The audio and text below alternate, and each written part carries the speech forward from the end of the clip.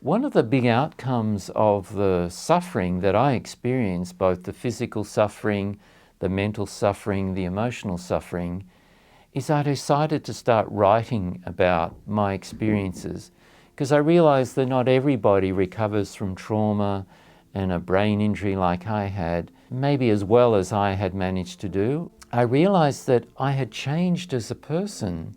I wondered why that was, and I realized it was something to do with the suffering I'd been through. I took a break from psychology because I was starting to notice that I wasn't looking forward to my workday like I always had, and I was actually starting to feel quite low and even sad.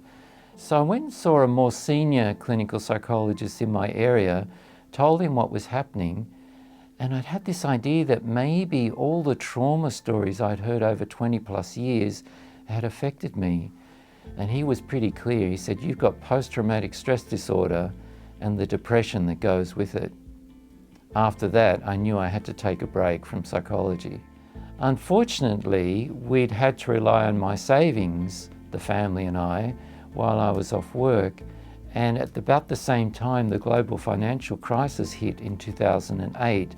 And those two things coming together and caused a huge amount of financial stress, the worst stress I've ever experienced in my life. And the next morning, I woke, and I don't even remember what happened that morning, but apparently I was wandering around the house, dressed as if to go to work, and I hadn't worked for 2 years, and asking my wife, "What am I supposed to be doing today?"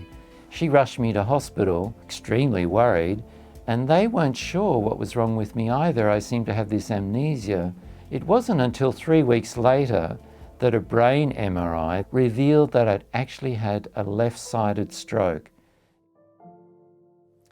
Because I understood that neuroplasticity was a thing that worked, and it was a matter of focusing your attention in certain ways, and it would change the way the brain worked, I looked at other ways of improving my brain function. I discovered that dancing was one of the best physical activities you could do to improve brain health. So dancing incorporates motor activity, incorporates planning, it incorporates being in touch with your emotions. When you're partner dancing, you also have to synchronize with the other person, and being in tune with another person is actually very healing and very uplifting. So dancing became one of my go-to physical activities for getting well. When I dance, it's joy that I mostly experience. It's joy that just keeps me coming back and being with others.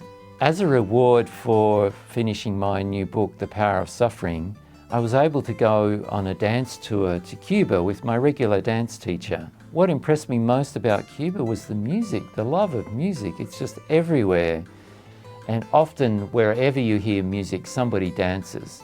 As a highlight of my trip, I'd planned to do a dance sequence where I would dance with our dance teacher in Santiago, and we would go to a really beautiful place, and it would be sort of romantic, and we would just dance this dance routine that we had done. And that really was the highlight of Cuba for me, to do a duo with my main dance teacher.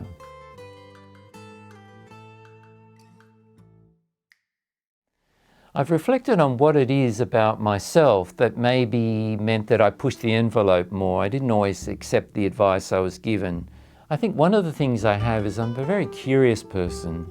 I always like to understand why things work. And the other thing I think I do is I'm conscientious. So if I learn something, I keep at it, I persist. And pretty much I think we all know that you don't succeed in life unless you persist. There's always going to be setbacks, there's always going to be failures, there's always going to be roadblocks that you have to get around. And I suppose I thought that the stroke and my brain injury and the trauma were like some huge roadblock. And eventually I saw that as an opportunity to learn new things about myself, to extend myself in ways that I never could have imagined that I would have, and develop and become a new person.